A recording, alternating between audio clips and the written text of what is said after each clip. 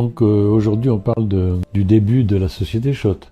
Schott Bros, comme son nom l'indique, ce sont les frères Schott, Jack et Irving. Irving étant le président.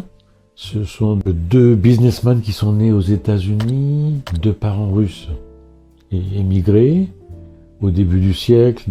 Ils cherchent dans New York à construire leur avenir et ils décident en 1913 d'ouvrir une première boutique dans le sud de Manhattan.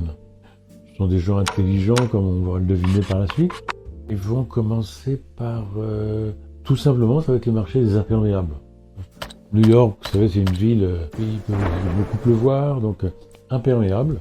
Donc ça, c'est la première étape. Et ça fonctionne bien, ils se disent, bon, c'est une première chose. La deuxième, on va fabriquer des parkas avec une intérieur en véritable fourrure, ce qui s'appelle des ship line jackets.